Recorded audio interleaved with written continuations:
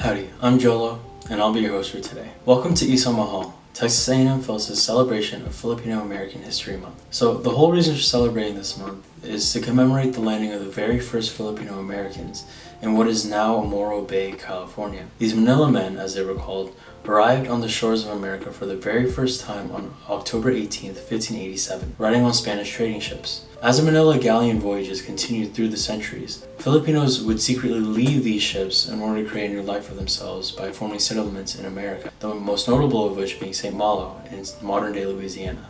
However, this wasn't the only time Filipinos migrated to America.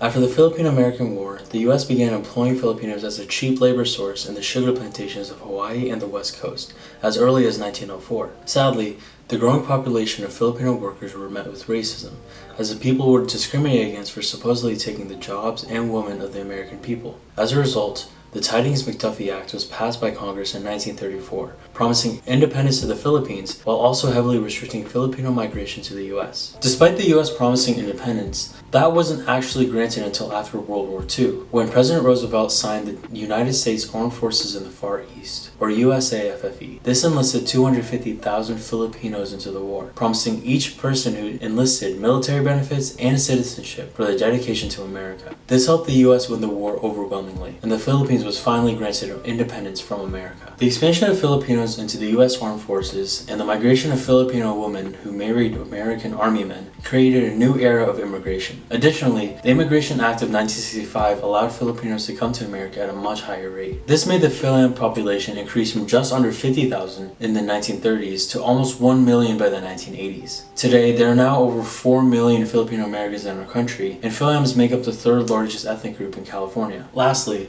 a Filipino American history wouldn't be complete without including the theme of this year's celebration: activism. Historically, Filipino Americans have fought for civil rights and equality alongside Black Americans and Latinos. The Delano Grape Strike of 1965 is no exception to this. Fil-Am activist leaders like Larry Itliong and Philip Vera Cruz helped convince Cesar Chavez himself to partner their associations together and end this strike, resulting in one of the most successful labor strikes in all of the agricultural industry. Well, that's all we have for you guys today. Thank you so much for watching. This isn't how we wanted to originally host the 20th anniversary of Isang Mahal, but as Filipino Americans, here we are still finding a way to break through adversity. Thanks, and